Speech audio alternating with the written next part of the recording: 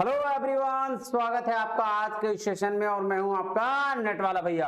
हाँ जी, चलिए करते हैं आज की क्लास की शुरुआत। देखिए जी, लास्ट क्लास में हमारी मैनेजमेंट की टोटल यूनिट हो गई थी कंप्लीट और ह्यूमन रिसोर्स मैनेजमेंट आपका चल रहा है, सूरज सर उसको कंटिन्यू ले रहे हैं। आज जो हम बिल्कुल ही एक नया यूनिट की शुरुआत करने वाले हैं, यूनिट नंबर 7, जिसमें है बैंकिंग एंड फाइनेंशियल इंस्टीट्यूशन। अब उसमें क्या है, क्या सिलेबस है, कैसे चैप्टराइजेशन किया है मैंने अपने बुक में, आइए उसकी चर्चा पहले करते हैं। फिर आज हम जो है आज पहला चैप्टर शुरुआत करेंगे, एकदम बेसिक से बहुत अच्छे तरीके से बैंकिंग पढ़ेंगे, है ना। चलिए कहां चलते हैं क्लास में। आइए देखिए, तो सबसे पहले काम क्या करना है, आपको ये कर लेना है नेट वाला भैया का टेलीग्राम चैनल ज्वाइन, जिसमें आपको क्या मिलेगा, ये सारा नोट्स मिलता चला जाएगा, है ना। और अगर कोई दिक्कत हो तो व्हाट्सएप पे भी क्वेरी आप कर सकते हैं। आइए तो आप देखिए, जैसे कि बैंकिंग एंड फाइनेंशियल इंस्टीट्यूशन में यूनिट नंबर 7 जो है उसमें है ये सारे आपके सिलेबस, जिसको मैंने 10 यूनिट यानी कि 10 चैप्टर में डिवाइड कर दिया है। और 10 चैप्टर कैसे होंगे वो मैं आपको बताते जाता हूं। देखिए, पहला चैप्टर जो होगा उसमें आई थिंक 1 से 2 लेक्चर्स होंगे, जो सिर्फ और सिर्फ क्या होगा, overview of banking financial system, sorry Indian financial system. अब देखिए, इंडियन फाइनेंशियल सिस्टम कहने का क्या मतलब हुआ कि इंडिया में जो फाइनेंस का सिस्टम है, फाइनेंस का जो फ्रेमवर्क है, कैसे फाइनेंस काम करता है बेसिकली, है ना। आपके पापा मम्मी है ना पैसा सेव करते हैं, हम पैसा सेव करते हैं, तो वो पैसा सेव करके कहाँ रखते हैं, कैसे पैसे का फिर हम अगर मान लो मेरे पास बहुत ज्यादा पैसा है तो हम क्या करेंगे, हमें पैसे की जरूरत पड़ी तो क्या करेंगे, गवर्नमेंट क्या रोल प्ले करती है पैसे के साथ। तो ओवरऑल बात करें तो फाइनेंस का क्या सिस्टम है ना। Finance is all about money. तो इंडिया में मनी का कैसे क्या होता है वो सारा चीज हम किसमें से सीखेंगे, सो वो सारा फ्रेमवर्क हम यहाँ चर्चा करेंगे, ओवरव्यू लेंगे। उसके बाद हम फिर समझेंगे टाइप्स ऑफ बैंक्स को, जिसमें हम टाइप ऑफ बैंक्स में कमर्शियल बैंक की चर्चा करेंगे, है ना। कमर्शियल बैंक है, कोऑपरेटिव बैंक है, रीजनल रूरल बैंक है, वो सारे कमर्शियल के अंदर ही आ जाएंगे, ठीक है। Public sector, private sector bank, वो सारे कमर्शियल बैंक के अंदर आ जाएंगे, है ना। तो उसकी चर्चा हम यहाँ करेंगे। फिर उसके बाद बैंकों के जो दादाजी हैं, रिजर्व बैंक ऑफ इंडिया, उसकी चर्चा करेंगे। बैंकिंग सेक्टर में क्या क्या रिफॉर्म्स आए हैं उसके बारे में पढ़ेंगे। फाइनेंशियल मार्केट, अब देखो फाइनेंशियल मार्केट, फाइनेंशियल इंस्टीट्यूशन, अब ये फाइनेंशियल मार्केट जो है, कैपिटल मार्केट, प्राइमरी मार्केट, आपको पता है money market, primary market, secondary market, ये सारा चीज हम इस चैप्टर में डिस्कस करेंगे, है ना। फाइनेंशियल इंस्टीट्यूशंस, तो यहाँ सर ये फाइनेंशियल इंस्टीट्यूशन, वहाँ टाइप्स ऑफ बैंक्स, क्यों, क्योंकि यहाँ फाइनेंशियल इंस्टीट्यूशंस में ना हम यहाँ डीएफआई की करेंगे, है डेवलपमेंट फाइनेंशियल इंस्टीट्यूशंस जो हैं, जो जैसे आपके नाबार्ड वगैरह जो है ना, ये सारा इसकी चर्चा हम यहाँ पे करेंगे। उसके साथ साथ फाइनेंशियल रेगुलेटर्स, कौन कौन से रेगुलेटर्स है इंडिया में, उसकी चर्चा करेंगे। फाइनेंशियल से इंक्लूजन, है ना, जो हमारे आपका जन धन अकाउंट योजना है या फिर बहुत सारी योजनाएं हैं फाइनेंशियल सेक्टर में, क्या क्या रिफॉर्म्स लेके आए हैं इंक्लूडिंग फाइनेंशियल इंक्लूजन, उसकी चर्चा करेंगे। डिजिटाइजेशन ऑफ बैंकिंग और अदर फाइनेंशियल सर्विसेज जो है उसकी चर्चा। और लास्ट चैप्टर जो हमारा होगा उसमें हम पूरे के पूरे इंश्योरेंस की चर्चा करेंगे, डिटेल में पढ़ेंगे, कोई दिक्कत नहीं है। यकीन मानिए इसको पढ़ने के बाद आपको बैंकिंग में किसी तरह का कोई दिक्कत नहीं होने वाला है। तो चलिए, और इसको आप जैसे ही कंप्लीट करेंगे आपको बैंकिंग में मिल जाएगी फिर सक्सेस। चलिए आगे चलते हैं। इस देखिए, तो हमारा काम तो है भाई बुक से तो पढ़ेंगे, लेकिन ओवरव्यू लेते हैं फाइनेंशियल सिस्टम का कि भैया फाइनेंशियल सिस्टम कैसे काम करता है ना। आइए तो चलते हैं अपने नोट्स पर और उसको पहले देखते हैं, पहले समझते हैं कि क्या है इंडियन फाइनेंशियल सिस्टम, है ना जी। तो देखिएगा क्या कह रहा है, इंडियन फाइनेंशियल सिस्टम मींस, सबसे पहले इंडियन मतलब इंडिया से, ठीक, फाइनेंशियल मतलब फाइनेंस, है ना, और सिस्टम मतलब एक फ्रेमवर्क। इट मींस कह रहा है so framework which explain the India's finance, that is financial system. मतलब जो एक ऐसा फ्रेमवर्क जो इंडिया के फाइनेंस को क्या बोलते हैं, फाइनेंस को एक्सप्लेन करता है, बताता है कि भैया ऐसे हमारा फाइनेंस काम करता है, ऐसे सेविंग होगा, ऐसे इन्वेस्टमेंट होगा, ऐसे रिटर्न मिलेगा। वो सारा बात क्या है, वो सारा का सारा चीज बोलते हैं इंडिया का फाइनेंशियल सिस्टम। देखिए इसलिए बोल रहा है फाइनेंस मींस क्या, मनी। सो आप देखिए इसको समझने के लिए ना आइए हम 3-4 क्वेश्चंस पहले समझते हैं। बेसिकली 3-4 क्वेश्चंस के किस किस चीज से रिलेटेड है सर, आइए देखते हैं। क्या कह रहा है, कह रहा है आपकी माँ पैसे बचाती है। सर क्या बात कर रहे हो, ऑफ कोर्स बचाती है ना। जब ये हमारा मिडिल क्लास परिवार में क्या होता है, अक्सर जब पापा जॉब पे आते हैं, बिजनेस करके आते हैं, तो उनके पैकेट में 1000, 2000, 500 200, 100, 50 जो भी होता है, जैसे जिनके पैकेट में निकल गया वो मम्मी सेव करते चले जाती है, वो ले लेती है, पूछ के लेती है या फिर बता के लेती है, लेकिन ले लेती है, वो सेव करती है ना। और उसको सेव करने के लिए वो क्या करती है आगे देखेंगे। कह रहा है आपके पापा जॉब करते हैं तो सेविंग्स करते हैं, ये भी बात बिल्कुल सही है कि आपके पापा जॉब अगर करते हैं तो भैया हमेशा किसी न किसी सिचुएशन से बचने के लिए वो सेविंग्स करते ही करते हैं, है ना। तो वो कहाँ करते हैं, आइए इसको आगे डिटेल में पढ़ेंगे। तीसरा सवाल है कि अगर किसी इंसान को पैसों की जरूरत होती है बिजनेस स्टार्ट करने के लिए तो वो पैसा के लिए कहां जाते हैं, और बिजनेस से पैसा बचाते हैं तो सेविंग्स करते हैं कहां, है ना। जैसे अब सिंपल सी बात है, बिजनेस अगर मान लो किसी के पास पैसा नहीं है तो बिजनेस करने के लिए लोन लेता है जी, तो कहीं जाता होगा, हाँ बिल्कुल चर्चा करेंगे, टेंशन लेने की जरूरत नहीं है। और बिजनेस से पैसा कमाता है तो उससे सेविंग्स भी करता होगा, तो उसके लिए भी कहीं जाता होगा जी, तो ये भी चर्चा करते हैं। चौथा सवाल है कि अच्छा अगर गवर्नमेंट को पैसे की जरूरत होती है तो गवर्नमेंट कहां जाता है, ठीक है। कौन कौन आ गए सर, गवर्नमेंट आ ही गया, बिजनेस फर्म्स आ गए, और कौन आ गया सर, और हमारे जो ये मम्मी पापा थे वो भी आ गए, है ना। चलिए तो अब इसके बाद तो क्या बोल रहा है, देखिए ये तो सवाल है, तो कहता है आइए इन सवालों के जवाब जानने की कोशिश करते हैं, है ना। आइए इन सवाल का बेसिकली जवाब क्या है इसको कोशिश करते हैं। कह रहा है देखिए किसी भी इकोनॉमी का, क्या बोला कि किसी भी इकोनॉमी का डेवलपमेंट जो है ना वो ब्रॉडली 3 सेक्टर्स में डिवाइड होता है ना। कितने सेक्टर्स में डिवाइड होता है, 3 कौन कौन सा, सबसे पहला गवर्नमेंट सेक्टर एक मान के, दूसरा हाउस होल्ड सेक्टर, और तीसरा जो है वो कॉर्पोरेट सेक्टर, जिसको हम लोग बिजनेस फर्म्स भी कह सकते हैं ना, बिजनेस सेक्टर, है ना। कॉर्पोरेट सेक्टर मतलब बिजनेस सेक्टर। अब आइए इसको समझते हैं क्या कैसे काम करता है, देखिएगा ध्यान समझिएगा इसको, है ना। अब इन तीनों को चलाने के लिए अब भैया हाउस होल्ड सिर्फ रह जाएगा तो क्या काम बन जाएगा, नहीं सर। क्या गवर्नमेंट से सिर्फ काम बन जाएगा, नहीं सर। क्या फॉर्म्स बना लिए तो काम बन जाएगा, नहीं सर। इन तीनों को चलाने के लिए हमें एक सेक्टर की जरूरत पड़ती है जिसे फाइनेंशियल सेक्टर कहते हैं, है ना। और ये फाइनेंशियल सेक्टर क्या है, ये फाइनेंशियल सेक्टर एक ऐसा मैकेनिज्म है जिसके तहत क्या होता है, ये फाइनेंस का सारा काम करता है, किसी भी कंट्री को दिखता है। हाँ आइए देखिए, पहले मैं हाउस होल्ड से चलता हूं। देखिए अगर किसी हाउस होल्ड को सेविंग्स करना हो तो कहां जाएगा, फाइनेंशियल सेक्टर के पास। और अगर वहां से उसको कुछ बोरोइंग करना हो, उधार लेना हो, कुछ लोन लेना हो कुछ टर्म्स में, तो कहां आएगा सर, बैंक के पास, फाइनेंशियल सेक्टर, है ना। फाइनेंशियल सेक्टर बोरोइंग्स भी देती है और सेविंग्स भी लेती है, बात खत्म जी सर। उसी तरीके से अगर फॉर्म्स को किसी बोरोइंग्स की जरूरत पड़ी तो फाइनेंशियल सेक्टर से लेगा, और सेविंग्स करनी पड़ी तो वो फाइनेंशियल सेक्टर में जमा करेगा। अब गवर्नमेंट भी क्या करती है, अब मान लो गवर्नमेंट के पास पैसा ज्यादा हो गया, गवर्नमेंट पैसा कैसे कलेक्ट करती है भाई, टैक्स के माध्यम से। तो टैक्स के माध्यम से पैसा कलेक्ट करती है तो क्या सब अपने पास नहीं, वो फाइनेंस सेक्टर को दे देती है। फाइनेंस सेक्टर में क्या क्यों देती है भाई, एडिशनल पैसा हो गया तो फाइनेंस सेक्टर में दे दिया, और फाइनेंस सेक्टर के तहत अलग अलग जगह पे अलग अलग काम के लिए लगाया जाता है। और अगर कहीं पैसे जरूरत भी पड़ती है गवर्नमेंट को तो वो कहां से बोरो कर लेती है, वो यही फाइनेंशियल सेक्टर से ही बोरो कर लेती है। तो ये तो पैटर्न रहा क्या कि भैया जो भी चीज लेना हो फाइनेंशियल सेक्टर से ले लो, कुछ अगर सेविंग्स करना हो, जमा करना हो तो फाइनेंशियल सेक्टर को दे दो। ये तीनों के तीनों इकोनॉमी, किसी भी इकोनॉमी के डेवलपमेंट के लिए काम जो है ऐसे ही होता है। अब एक बात ध्यान देखिए, अगर कोई हाउस होल्ड गवर्नमेंट को क्या दे, गवर्नमेंट के पास पैसा कहां से आएगा, गवर्नमेंट कोई मतलब थोड़ी बिजनेस कर रहा है, नहीं, गवर्नमेंट तो देश चलाता है। तो गवर्नमेंट के पास पैसा आएगा टैक्स से, पेमेंट हम लोग करते हैं, कोई भी हाउस होल्ड हो या फिर जॉब एम्प्लॉय हो या बिजनेस फर्म्स हो, सारे लोग टैक्स पेमेंट करते हैं, बिल्कुल। तो हाउस होल्ड क्या करेगा, टैक्स पेमेंट करेगा गवर्नमेंट को,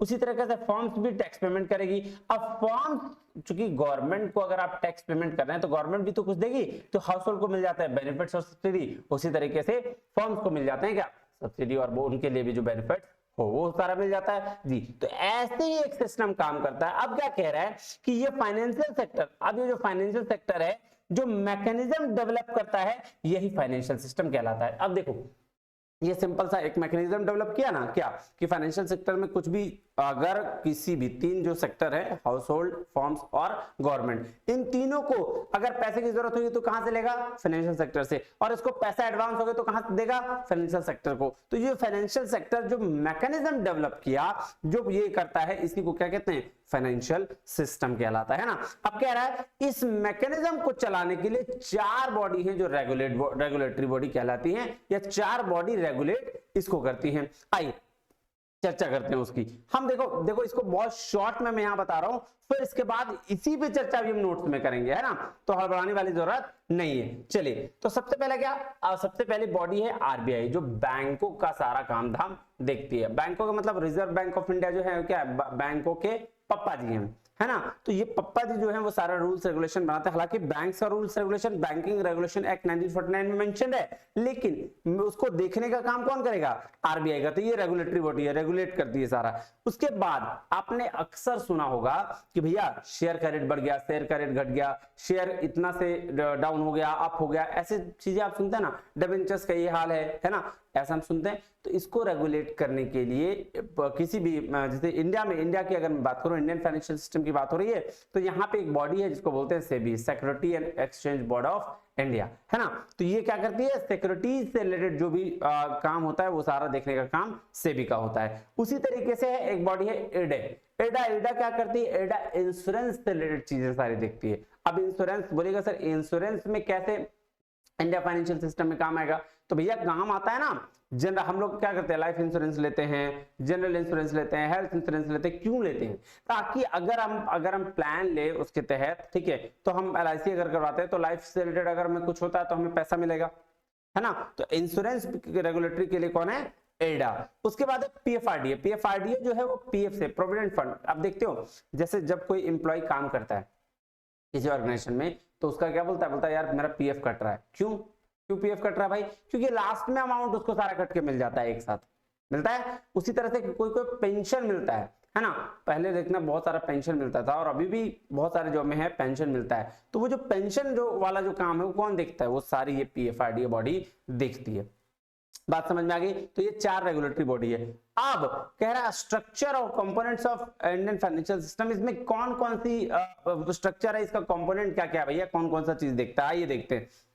देखिए इसके भी चार कंपोनेंट है इंडियन फाइनेंशियल सिस्टम के। कौन कौन से? Financial institution. Sir financial institution में सारे वो इंस्टीट्यूशन आ जाएंगे जो मीडिएटर का काम करते हैं।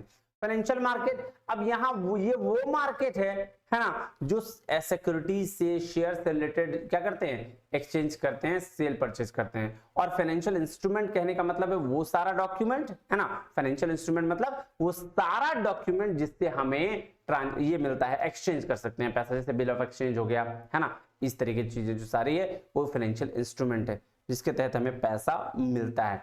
क्या मिलता है? मतलब एक्सचेंज, यानी कि एक टाइम के बाद हमें उसको पे भी करना पड़ता है, ये नहीं कि फोकट में पैसा मिल रहा है ना। उसके बाद है फाइनेंशियल सर्विसेज। अब देखो फाइनेंशियल सर्विसेज बैंक्स के द्वारा यानी फाइनेंशियल इंस्टीट्यूशंस के द्वारा ही दी जाएंगी, क्योंकि फाइनेंशियल सर्विसेज अगर हम बोल रहे हैं तो भैया कहां से मिलेगा सर्विस? Financial institution. अगर कोई इंस्टीट्यूशन ना हो तो सर्विस मिल सकती है? नहीं सर, नहीं मिल सकती है। तो फाइनेंशियल इंस्टीट्यूशन से हमें फाइनेंशियल सर्विसेज मिलती है। दो तरीके की सर्विसेज हैं, एसेट बेस्ड और फंड बेस्ड। हम डिटेल में चर्चा करेंगे। तो अब आइए चलते हैं कहां? नोट्स पर। अब उसमें हम डिटेल में चर्चा करते हैं। बेसिक चीज इतना ही था। तो क्या कह रहा है? Overview of Indian financial system. देखिए ये कह रहा था economic development of nation is reflected by the progress of various economic units broadly classified into corporate sector, government and house hold sector. तो किसी भी इकोनॉमी का इकोनॉमिक डेवलपमेंट किन सेक्टर पे है? तीन ब्रॉडली डिफाइंड है, हाउस होल्ड, कॉर्पोरेट और क्या? गवर्नमेंट। ये तीन सेक्टर पे है। there are areas or people with a surplus fund और there are those with a deficit। बोल रहे वो सारे एरियाज में कुछ ऐसे लोग होते हैं जिनके पास सरप्लस ज्यादा पैसा होता है और किन्हीं के पास क्या होता है? पैसा कम होता है, डेफिसिट में होता है। कह रहा है फाइनेंशियल सिस्टम और financial sector functions as an intermediary and facilitates the flow of funds from areas of surplus to the areas of deficit।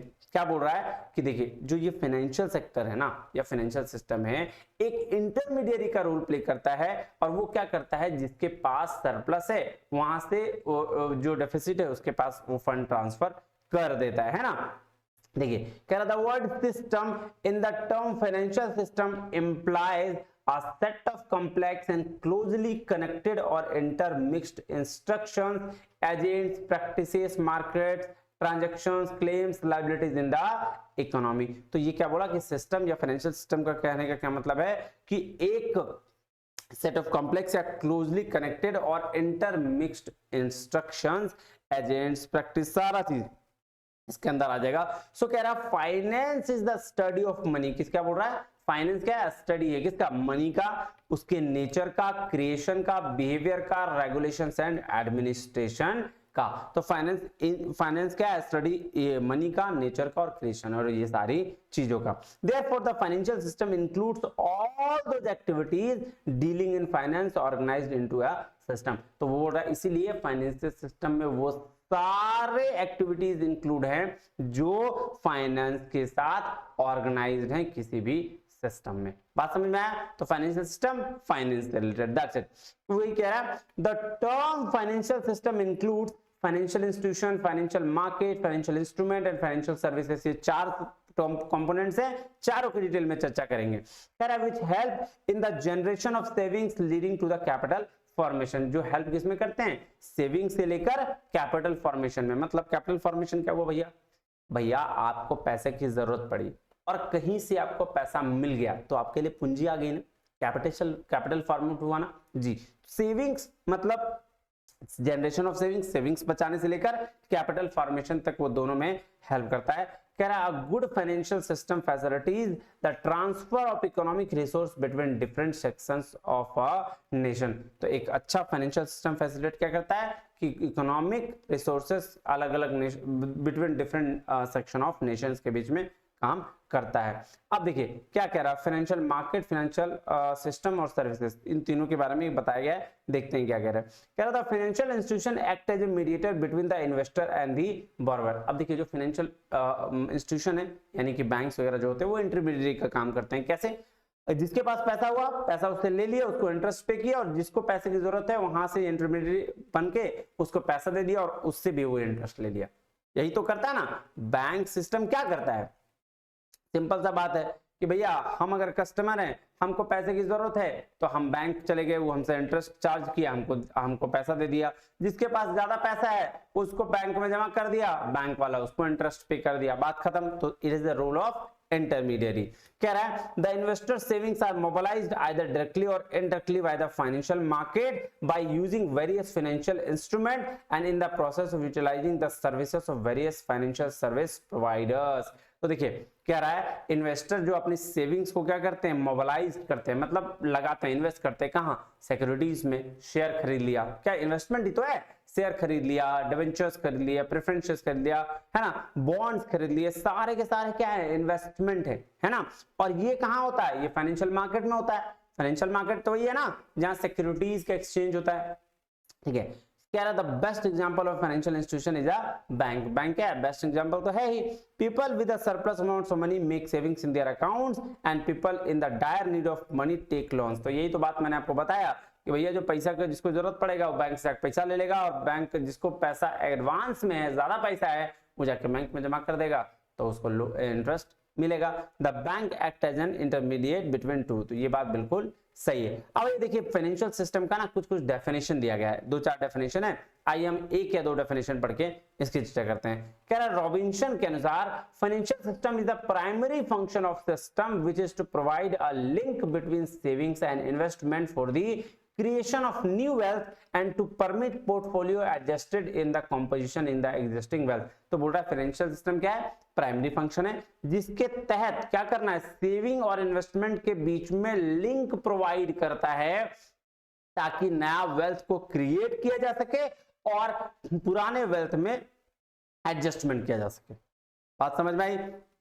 Ji sir. अब देखिए क्या कह रहा है according to Christie, कह रहा है financial system is to supply fund to various sectors and activities of the economy in ways that promote the fullest possible utilization of resources without destabilizing consequence of price level changes or unnecessary interference with the individual desires। तो बोल रहा है क्या?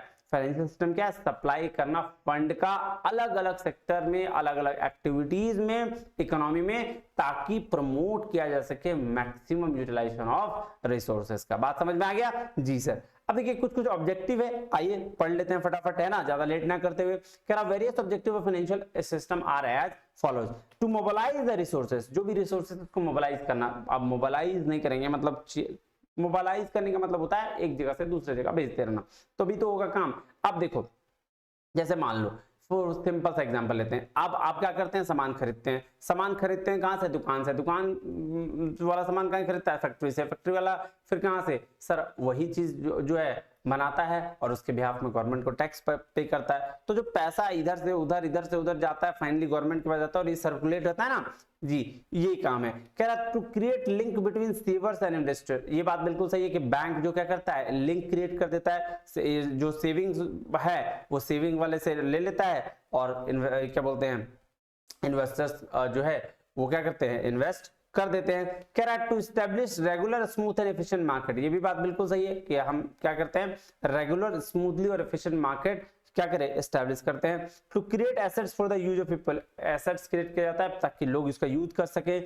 Encourage saving और investment को encourage किया जाता है कि भैया आप सेव करिए या किसी जगह पे इन्वेस्ट करिए, पैसा अपने हाथ में रखने से कोई फायदा नहीं है। सोचो ना, अगर 20 लाख रुपए तुम अपने घर में रखोगे बढ़ेगा पैसा नहीं, लेकिन अगर 20 लाख रुपए का तुम किसी जमीन लेके इन्वेस्ट कर दोगे तो भैया 10 साल में वो ना 20 लाख का 2 करोड़ हो जाएगा, डेफिनेट रहो। और अगर बात कर रहे हो किसी और चीज में इन्वेस्ट करने का तो कहीं और कर सकते हो। सो इन्वेस्टमेंट और सेविंग को क्या करता है, इनकरेज करता है। To facilitate economic development of the country, economic development के लिए भी काम करता है। एक्सपेंशन ऑफ फाइनेंशियल मार्केट वो भी है ना। Promote the efficient allocation of financial resources, to make sound decisions based on the cash flow and available resources, तो भाई साहब एक अच्छा डिसीजंस कैश फ्लो से रिगार्डिंग और जो अवेलेबल रिसोर्सेज हैं उसके रिगार्डिंग लिया जा सकता है। To establish the financial control and clear accounting procedures which ensure that fund are used for intended purpose, तो एक फाइनेंशियल कंट्रोल और क्लियर अकाउंटिंग प्रोसीजर्स को लाने की बात करता है, एस्टैब्लिश करने की बात करता है, जिसकी वजह से फंड जो इंटेंडेड पर्पस है उसके लिए यूज किया जा सके, है ना। अब देखिए significance of role of financial, क्या सिग्निफिकेंस है फाइनेंशियल सिस्टम का, तो क्या कह रहा है एक एक करके थोड़ा थोड़ा फटाफट पढ़ लेते हैं, ज्यादा दिमाग लगाने की जरूरत नहीं है। कह रहा है the financial system our country plays a very important role in economic development, ये तो बात पता ही है हम लोग को। And the financial system perform a number of functions, बहुत सारे फंक्शंस काम है इसका, क्या है देखते हैं। Some of the important functions आ रहा है एज फॉलोज, क्या क्या फंक्शंस है भाई। It ensure effective allocation of resources to the different investment channels, बिल्कुल बात बिल्कुल सही है कि ये क्या करता है, रिसोर्सेज को एलोकेट कर देता है, अलग अलग जगह पे इन्वेस्ट कर देता है ना, इसका काम है।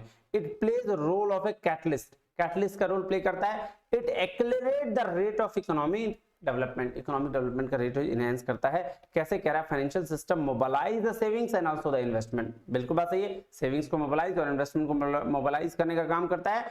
By doing so capital formation is achieved, और इसकी वजह से कैपिटल फॉर्मेशन होता है, फॉर्मेट मतलब वो खाली नहीं, कैपिटल फॉर्मेशन मतलब जनरेशन ऑफ कैपिटल, है ना, बढ़ना, कैपिटल का लेके आना। which in turn leads to allocating resources to productive activities and which at last lead to economic development, जिसकी वजह से क्या होता है, रिसोर्सेज का आपका जो प्रोडक्ट है, प्रोडक्टिव एक्टिविटीज होती है रिसोर्सेज की वजह, एलोकेशन की वजह से, और लास्ट में उसी की वजह से क्या होता है, इकोनॉमिक डेवलपमेंट होता है। कह रहा है इट फोस्टर्स इंडस्ट्रियल डेवलपमेंट, देखो बहुत सारे इंडियन फाइनेंशियल सिस्टम है जैसे एचडीएफसी है ना, आईसीआईसीआई, ये सारे जो क्या है इंडस्ट्रियल डेवलपमेंट के लिए बैंक्स हैं, ये सारा इंडस्ट्रियल डेवलपमेंट का काम करते हैं।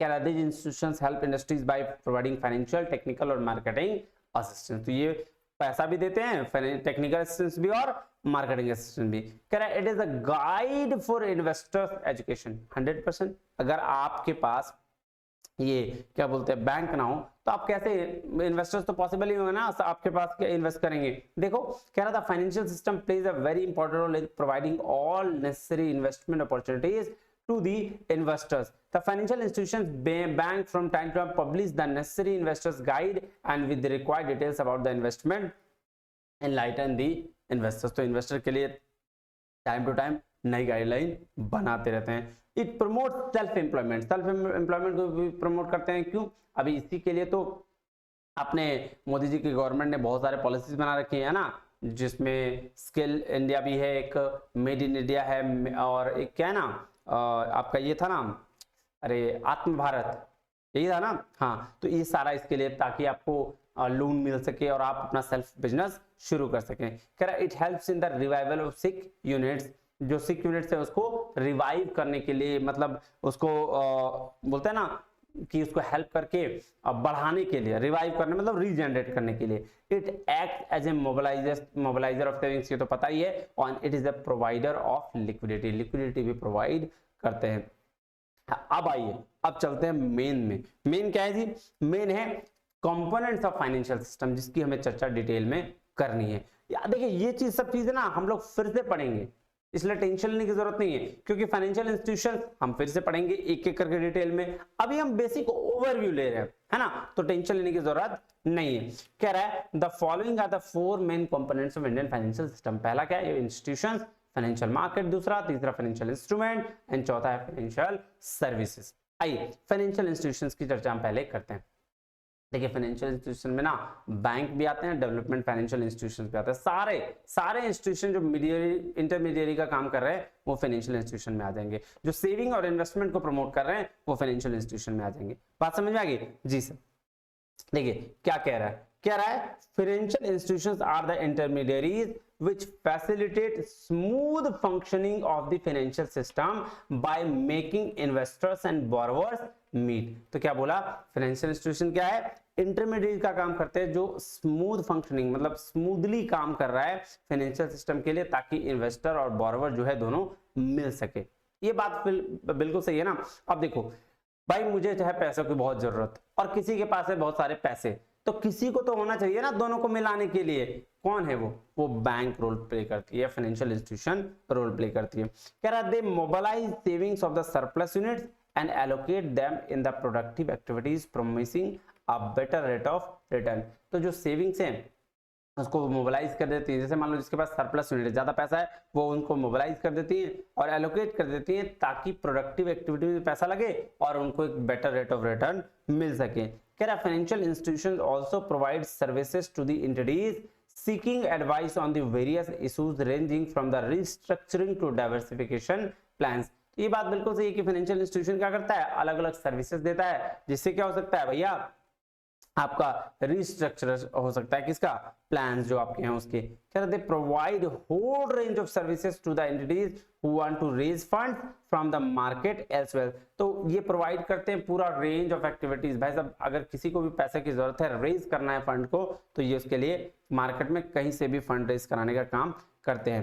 कह रहा financial institution act as a financial intermediaries because they act as a middle man between savers and borrowers where these financial institution may be banking और नॉन बैंकिंग इंस्टीट्यूशन। तो फाइनेंशियल इंस्टीट्यूशन जो borrowers हैं और जो सेवर्स हैं उसके बीच में middle man का काम करते हैं। ये तो मैं कब से आपको बता ही रहा हूं। आइए, मैं बैंकिंग और नॉन बैंकिंग इंस्टीट्यूशन बताने से पहले एक चार्ट दिया हुआ है, आपके स्क्रीन पे दिख रहा होगा आपको, थोड़ा सा बड़ा मैंने कर दिया है। आप इस चार्ट को बेसिक समझिएगा, फिर हम डिटेल में चर्चा करते हैं। आइए, components of Indian financial system, ये देखिएगा। फाइनेंशियल इंस्टीट्यूशन है जी सर, तो बैंकिंग इंस्टीट्यूशन है, नॉन बैंकिंग इंस्टीट्यूशन, अभी उसकी चर्चा करेंगे। बैंकिंग इंस्टीट्यूशन में कमर्शियल बैंक आ जाएंगे, कोऑपरेटिव बैंक आ जाएंगे। तो जो कमर्शियल बैंक है वो पब्लिक सेक्टर बैंक है, प्राइवेट सेक्टर बैंक है, आरआरबी है, फॉरेन बैंक है। ये 4 बैंक की चर्चा हम कमर्शियल बैंक जो है उसकी करेंगे सेकेंड यूनिट में चर्चा। कोऑपरेटिव बैंक्स भी इसी में आ जाएगा। अब जो नॉन बैंकिंग इंस्टीट्यूशंस है, ठीक है, DFI, development bank institution, state level के इंस्टीट्यूशन जो है, इन्वेस्टमेंट इंस्टीट्यूशन है, स्पेशलाइज्ड इंस्टीट्यूशन है ना, और नॉन एनबीएफसी एंटिटीज जो हैं, जो हायर परचेज इन्वेस्टमेंट लोन के लिए इंस्टीट्यूशन है ना, और ये सारे जो इंस्टीट्यूशन है इसकी चर्चा हम करेंगे चैप्टर नंबर 6 या 7 में। ठीक है, तो ये चैप्टर नंबर किस में हो जाएगा? 2 में पूरा डिटेल में, और ये चैप्टर नंबर 6 या 7 में। कैपिटल मार्केट, मनी मार्केट जो है वो 5 नंबर चैप्टर में हम पूरा का पूरा डिस्कशन करेंगे, जिसमें हम मनी मार्केट क्या होता है वो देखेंगे। कैपिटल मनी मार्केट बेसिकली होता है जो ऐसा मार्केट जो 1 साल के अंदर काम करे, 1 साल से ज्यादा के लिए हो तो वो कैपिटल मार्केट हो जाता है।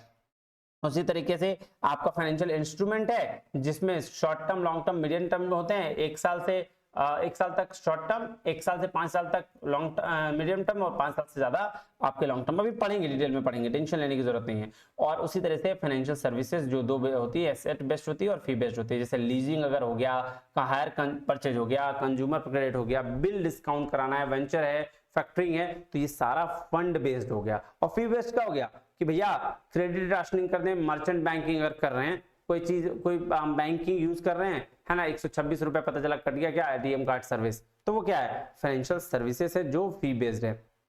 चलिए, तो ये चार्ट था, एक चार्ट और भी है, लास्ट में डिस्कस करेंगे। अभी आप चलते हैं, आइए। तो फाइनेंशियल इंस्टीट्यूशन दो तरीके का, एक होता है बैंकिंग इंस्टीट्यूशंस, एक होता है नॉन बैंकिंग इंस्टीट्यूशंस। आइए पहले हम बैंकिंग इंस्टीट्यूशंस की चर्चा करते हैं। देखिएगा क्या कह रहा है, कह रहा है Indian banking industry is subject to the control of central bank. जो इंडियन बैंक की इंडस्ट्री है, पूरा बैंकिंग इंडस्ट्री किसके कंट्रोल में है, सेंट्रल बैंक में, और वो कौन है, RBI, reserve bank of India. तो कह रहा था RBI the apex institution organise runs supervise and regulates the develop the monetary system and the financial system of the country. तो ये फाइनेंशियल सिस्टम, मॉनेटरी सिस्टम को डेवलप और regulate कौन करता है, RBI. And the main legislation governing commercial bank in India is banking regulation act 1949। और जो commercial bank है उसका जो मेन रेगुलेशन है वो कौन है, वो 1949 बैंकिंग रेगुलेशन एक्ट में मेंशन है, उसके तहत वो काम करता है। आइए, कह रहा है the Indian banking institution can be broadly classified into categories. दो कौन कौन सा, ऑर्गेनाइज्ड और अनऑर्गेनाइज्ड सेक्टर। देखिए, जो पहले तो बैंकिंग इंस्टीट्यूशन होते हैं, ये बात पता चल गई आपको, जी सर।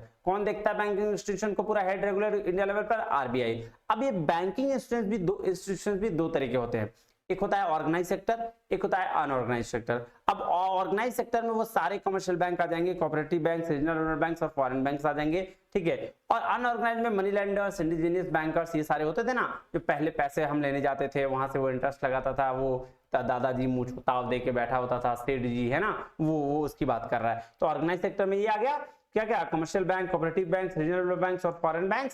हम इसको डिटेल में चैप्टर 2 में चर्चा करेंगे। और अनऑर्गेनाइज सेक्टर जो है indigenous bankers, money lender, unorganised banking sector, इसको कहते हैं।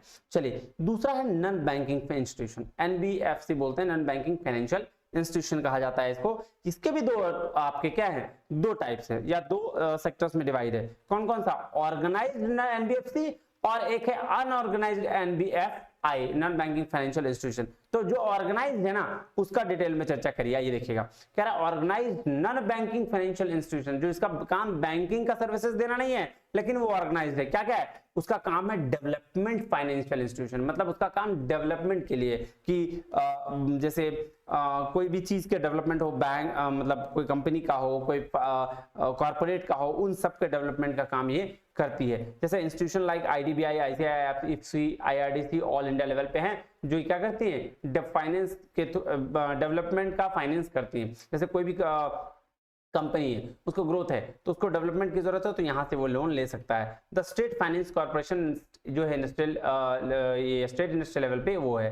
फिर डेवलपमेंट कॉर्पोरेशन होते हैं वो स्टेट लेवल पर। फिर एग्रीकल्चर डेवलपमेंट फाइनेंशियल इंस्टीट्यूशन, जैसे नाबार्ड। अब नाबार्ड का काम क्या है, ये बात समझिएगा। नाबार्ड का काम है जितना भी एग्रीकल्चर रिलेटेड डेवलपमेंट का काम देखना है, वो कौन करती है, नाबार्ड करती है। तो ये और किस में आ जाएगा सर, ये डेवलपमेंट फाइनेंशियल इंस्टीट्यूशंस में आ जाएगा। चलिए, अब दूसरा है जो इन्वेस्टमेंट रिलेटेड है, कि अगर किसी को इन्वेस्टमेंट की जरूरत पड़ी तो वो भी जो है इन्वेस्टमेंट करता भी है और इन्वेस्टमेंट देने के लिए भी। कह रहा है this include financial institution like LIC, GIC and mutual funds which mobilize savings at the public at large through various schemes and invest these funds in the corporate and government securities। तो LIC भी, GIC भी, mutual funds भी, ये सारा पे आप क्या करते हैं, इन्वेस्टमेंट करते हैं। उसके बाद है unorganised non banking financial institution. अब अनऑर्गेनाइज्ड क्या हो गया भैया, तो अनऑर्गेनाइज्ड बोलते हैं जिसको जो non banking financial institution, hire purchase और कंज्यूमर फाइनेंस कंपनी जो होती है। जैसे मान लो कोई आप गाड़ी खरीदने जाते हो, तो वहां के पे टाटा की जो कंपनी है वो जो आपको ये देती है, क्या बोलते हैं इसको, हायर, अरे यार फाइनेंस करती है जो, वो अनऑर्गेनाइज्ड है। लीजिंग कंपनीज होती हैं, हाउस फाइनेंस करने की जो कंपनी होती है। फैक्ट्रीज कंपनीज होती है, फैक्टरिंग कंपनी वो अलग, फैक्ट्री मत समझ लेना। क्रेडिट रेजिंग एजेंसीज जो होती हैं, जैसे क्रिसिल है, इकरा है, वो सारी। मर्चेंट बैंकिंग कंपनीज है। NBFC mobilise funds and provide loanable funds. तो एनबीएफसी का काम होता है सिर्फ कि लोन देना और फंड को मोबिलाइज करना। तो ये थी आपकी बैंकिंग इंस्टीट्यूशन और नॉन बैंकिंग इंस्टीट्यूशन, मतलब फाइनेंशियल इंस्टीट्यूशन का टोटल डिस्कशन हो गया। इसको डिटेल में पढ़ेंगे एक एक करके, हड़बड़ाने की जरूरत नहीं है। चलिए अब चलते हैं फाइनेंशियल मार्केट की ओर। फाइनेंशियल मार्केट क्या है सर? फाइनेंशियल मार्केट अगर हम बात करें तो वो एक ऐसा मार्केट है जहां हम शेयर्स की खरीदी बिक्री करते हैं। शेयर्स भी, डिबेंचर्स भी, सारी सिक्योरिटीज की खरीदी बिक्री करते हैं बेसिकली, है ना। चलिए कह रहा financial market are another part or component of financial system. दूसरा पार्ट है this is a place or mechanism where funds or savings are transferred from surplus unit to deficit unit। तो बोल रहा भाई साहब ऐसा मैकेनिज्म जहां फंड्स या सेविंग्स को ट्रांसफर किया जाता है सरप्लस से डेफिसिट में। और ऑब्वियसली बात है ना यार, इन्वेस्ट तब करोगे आप जब मार्केट में, जब आपके पैकेट में पैसा रहेगा। जब पैसा ही नहीं रहेगा तो इन्वेस्ट कर पाओगे क्या? बिल्कुल नहीं कर पाओगे, है ना। तो ये चीज बात ध्यान में रखना। Financial market deals with financial securities. जो फाइनेंशियल मार्केट है वो किस में डील करता है? फाइनेंशियल सिक्योरिटीज में और ब्रॉडली फाइनेंशियल इंस्ट्रूमेंट में। अब देखो इंस्ट्रूमेंट और सिक्योरिटीज में फर्क क्या भैया? और सेम ही चीज है, टेंशन लेने की जरूरत नहीं है। Bill of exchange, promissory note, सबको इंस्ट्रूमेंट कह दिया गया। सिक्योरिटी, शेयर डिबेंचर, सबको कह दिया गया। कैन फाइनेंशियल सर्विसेज में भी डील करता है, जो बैंकिंग, एसेट और फंड बेस्ड। आगे देखिएगा these market can be broadly classified into money market and capital market. अब देखिएगा कह रहा money market deals with the short term claim और financial assets less than a year, where capital market deal with those financial assets which have maturity period more than a year. अब देखो money market एक साल से कम यानी short term assets और financial assets पर डील करता है, लॉन्ग टर्म फाइनेंशियल एसेट्स पर डील कैपिटल मार्केट करता है। कह रहा this classification is artificial as both these platform perform the same function of the transferring surplus funds to needy units. बोल रहा भैया दोनों का काम एक ही है कि सरप्लस पैसा, जिसके पास सरप्लस है और जिसको नीड है फंड की, उसको जाके दे दो। बस यही काम है दोनों का, है ना। इन्वेस्ट करना, पैसा रहेगा पैकेट में तो इन्वेस्टमेंट होगा। लेकिन अब बोल रहा है कि क्या वो इसके और क्लासिफिकेशन किस बेस पर है? तो बोल रहा है another classification could be the primary market and secondary market. अब देखो प्राइमरी मार्केट वो मार्केट होगा जहां एकदम फ्रेश शेयर इशू होगा, नया। लेकिन सेकेंडरी मार्केट वो जगह होगा जहां पे सिक्योरिटी जो है ऑलरेडी परचेस सेल हो चुके हैं। सेकेंड लेवल, थर्ड लेवल पे आपका क्या होगा? ये आपका शेयर वगैरह जो है वो सेल परचेस किया जाएगा। कह रहा primary market deal with the new issue of securities, where secondary market deal with the securities which are already issued and available in the market. तो भैया जो प्राइमरी मार्केट है और अभी नया शेयर इशू करना है, और सेकेंडरी मार्केट जो ऑलरेडी इशूड शेयर है उसको हम लोग क्या करते हैं? मार्केट में अवेलेबल है उसके सेल परचेस के लिए। कह रहा primary market by issuing new securities mobilise the savings directly, है ना। प्राइमरी मार्केट के थ्रू जो हम सेविंग क्या करते हैं? डायरेक्टली उसमें इन्वेस्ट कर देते हैं। और secondary market provide the liquidity to the securities and thereby indirectly help in mobilising the savings. अब देखो सेकेंडरी मार्केट क्या होता है कि हम किसी इंटरमीडियरी के थ्रू हम क्या करते हैं? अपनी जो इन्वेस्टमेंट है उसको सुरक्षित रखते हैं या इन्वेस्टमेंट करते हैं। जैसे म्यूचुअल फंड में इन्वेस्ट करते हैं हम लोग, करते हैं जी सर। तो म्यूचुअल फंड में इंटरमीडियरी होती है ना जी, वो अलग अलग यूनिट्स के फॉर्म में आपको देती है, क्या आपको एक डॉक्यूमेंट देती है। लेकिन क्या आप डायरेक्टली इन्वेस्ट कर रहे हो? नहीं। लेकिन अगर आप शेयर में इन्वेस्ट कर रहे हो, नया कोई कंपनी बना है उसमें शेयर में इन्वेस्ट कर रहे हो, तो वो डायरेक्ट क्या बोलता है? प्राइमरी शेयर होता है, प्राइमरी मार्केट होता है। कह रहा है the participants of the financial market are corporations, financial institutions, individual and the government. तो ये क्या है? ये पार्टिसिपेंट कौन कौन है? कि गवर्नमेंट भी है, कॉर्पोरेशन भी है और इंडिविजुअल्स भी है। These participant trade financial products in these markets. और यही फाइनेंशियल जो क्या बोलते हैं, ये जो पार्टिसिपेंट्स है बिजनेस करते हैं, ट्रेड करते हैं इसी फाइनेंशियल मार्केट में। And they trade either directly through brokers और डीलर। बोल रहा है या तो डायरेक्टली वो सेल मतलब डील करते हैं या किसी ब्रोकर या डीलर के थ्रू काम करते हैं। ये हो गया आपका जी फाइनेंशियल मार्केट। अब चलिए फाइनेंशियल इंस्ट्रूमेंट पे चलते हैं, ठीक है। तो यहां भी दो तरीके का इंस्ट्रूमेंट है। कह रहा financial instrument refers to those document which represents financial claim on asset. तो ये क्या बोल रहा है? बोल रहा है ऐसा डॉक्यूमेंट जो हम इस पे क्लेम कर सकते हैं, फाइनेंशियल क्लेम ये एसेट्स पर, कि वो मेरा संपत्ति है ना, या वो मेरा चीज है। कह रहा है as discussed earlier financial assets refers to a claim to the repayment of certain sum of money at the end of a specified period together with the interest और डिविडेंड। तो बोल रहा है फाइनेंशियल एसेट क्या होता है भैया? एक डॉक्यूमेंट है जो हम ये करते हैं कि भैया हम इन्वेस्ट किए हैं इसमें, तो हमको एक सर्टेन पीरियड के बाद उसका क्या मिलेगा? पेमेंट कर देना विद द इंटरेस्ट और डिविडेंड, लाभांश के साथ। एग्जाम्पल क्या? बिल ऑफ एक्सचेंज है, प्रोमिसरी नोट है, ट्रेजरी बिल है। कह रहा financial securities can be classified into two primary और डायरेक्ट सिक्योरिटीज, सेकेंडरी और इनडायरेक्ट सिक्योरिटीज। तो प्राइमरी सिक्योरिटीज क्या क्या है देखिएगा, कह रहा है the securities directly issued by the ultimate investor to the ultimate savers. जो आपके अल्टीमेट इन्वेस्टर हैं से अल्टीमेट सेवर तक जा रहा है वो डायरेक्टली उसको बोलते हैं क्या, शेयर्स डिबेंचर जो इशूड है डायरेक्टली पब्लिक को इशू होता है ना, कोई कंपनी शेयर इशू करी और आपने उस शेयर को खरीद लिया, primary securities. Secondary securities already कहीं पे मतलब जैसे ये म्यूचुअल फंड्स वाला जो बात बोला ना, unit trust of UTI mutual fund जो खरीदते हैं वो ये सेकेंडरी सिक्योरिटीज अभी बताया ना, जो वो मार्केट में, चूंकि वो मार्केट की चर्चा हो रही थी इसलिए एग्जांपल तो इसी का देंगे ना। म्यूचुअल फंड कौन सा इंस्ट्रूमेंट है, वही है म्यूचुअल फंड, ये आपका सेकेंडरी इंस्ट्रूमेंट। कह रहा these are securities issued by the some intermediaries called financial intermediaries to the ultimate savers. Example, UTI mutual funds issue securities in the form of units to the public and money pooled in is in investment in companies. देखिएगा फर्क समझिएगा, ये confuse होने की जरूरत नहीं कि financial instrument का भी में भी एक ही जैसा लग रहा है और फाइनेंशियल मार्केट में भी।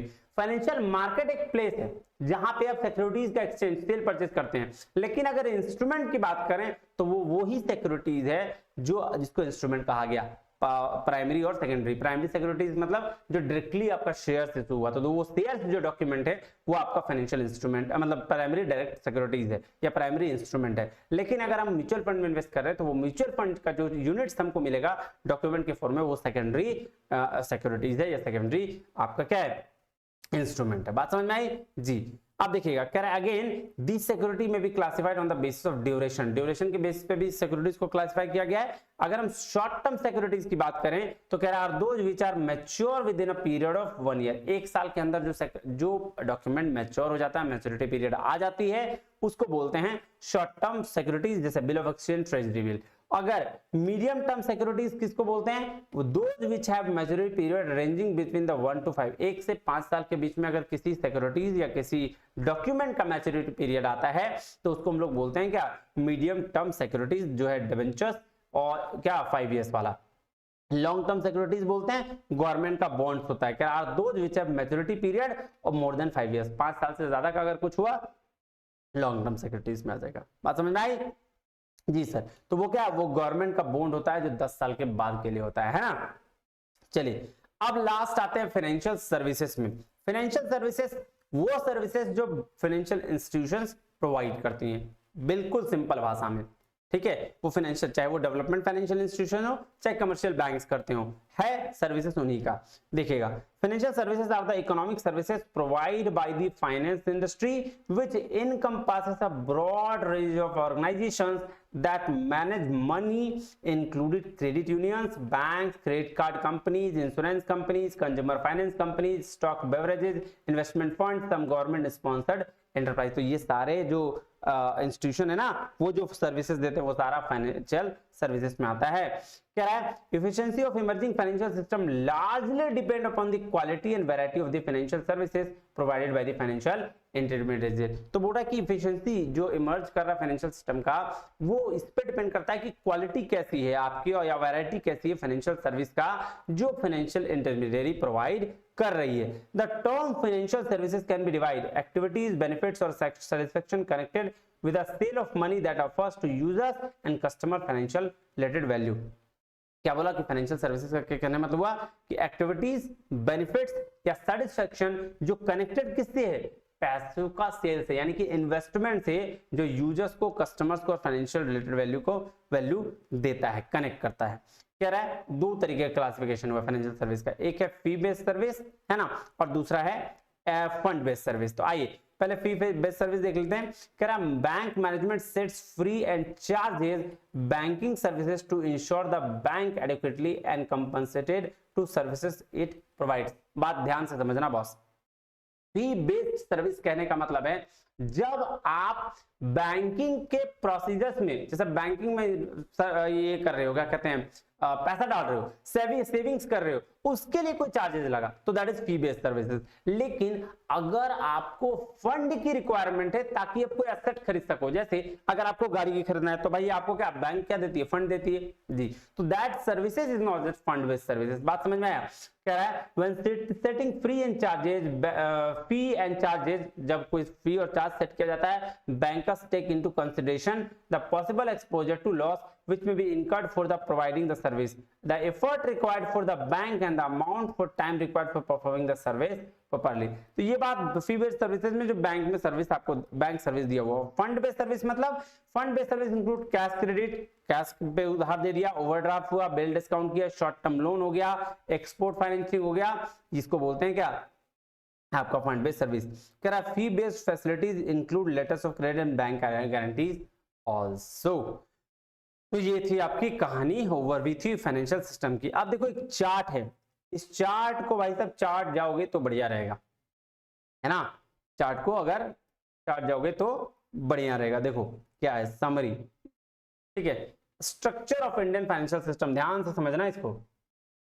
फाइनेंशियल इंस्टीट्यूशन है, बैंकिंग इंस्टीट्यूशन, नॉन बैंकिंग हमने पढ़ा भी जी सर, उसमें शेड्यूल्ड कमर्शियल बैंक होते हैं, कोऑपरेटिव बैंक्स होते हैं। उसके बाद नॉन बैंकिंग में एनबीएफसी होता है, अनस्ट्रक्चर्ड और स्ट्रक्चर्ड दोनों था ना जी, म्यूचुअल फंड्स भी है, इंश्योरेंस एंड हाउसिंग कंपनीज भी है, सारा इसमें आ गया। फिर अब आ जाइए क्या इसमें फाइनेंशियल मार्केट में, capital market, money market. Capital market में प्राइमरी और सेकेंडरी। प्राइमरी की बात करें तो न्यू इश्यू शेयर का था, जहां हम इनिशियल पब्लिक ऑफरिंग करते हैं, आईपीओ इशू करते हैं, राइट्स तो प्रेफरेंस इशू करते हैं। और सेकेंडरी मार्केट जो स्टॉक एक्सचेंज डील करती है, चाहे वो बॉम्बे स्टॉक एक्सचेंज हो या नेशनल स्टॉक एक्सचेंज हो, ये सब सारी जो डील करती है ना सेकेंडरी मार्केट में, जो उसको बोलते हैं क्या सेकेंडरी मार्केट। मनी मार्केट में 1 साल के लिए call market, treasury bills, commercial paper, certificate deposits, repurchase agreement, reverse repos, commercial bill, ये सारे के सारे 1 साल के अंदर की चीजें हैं जो आपको वापस मिल जाती हैं, तो इसको बोलते हैं आपका मनी मार्केट। फाइनेंशियल इंटरमीडिएरीज में आइए, ऑर्गेनाइज सेक्टर और ऑर्गेनाइज सेक्टर, ठीक है। ऑर्गेनाइज में कैपिटल मार्केट, इंटरमीडिएट और मनी मार्केट। उसी तरह से आ जाइए फाइनेंशियल सर्विसेज में जो है आपका फी बेस्ड और फंड बेस्ड। फी बेस्ड में देख लीजिए क्या क्या आपका सर्विस है, और फंड बेस्ड में एसेट बेस्ड सर्विस भी बोलते हैं इसको, देख लो। बोला था ना मैंने कि जो चीज आपका एसेट से खरीदने के लिए किया जा रहा है उसको फंड बेस्ड सर्विस, जिसके लिए हमको फंड की जरूरत पड़ती है ना, तो ये हो गया फंड बेस्ड सर्विसेज। उम्मीद है आपको बहुत अच्छे से ये समझ में आया होगा, और अगर आपको बहुत अच्छे से समझ में आया तो इसको जरूर शेयर करिएगा, है ना, लाइक्स करना यार, क्योंकि अपनी जो एफर्ट्स है, मैं आपसे पैसे तो मांग नहीं रहा, बस लाइक मांगो ताकि हमारा मोटिवेशन जो है बना रहे, है ना। चलिए लाइक नहीं करोगे देख लेना अंगूठा, फिर क्या होगा मुझे मत बोलना, ठीक है। चलो मिलते हैं अगले वीडियो में बैंकिंग के नए चैप्टर के साथ, तब तक के लिए बहुत बहुत धन्यवाद, थैंक यू वेरी मच, जय हिंद।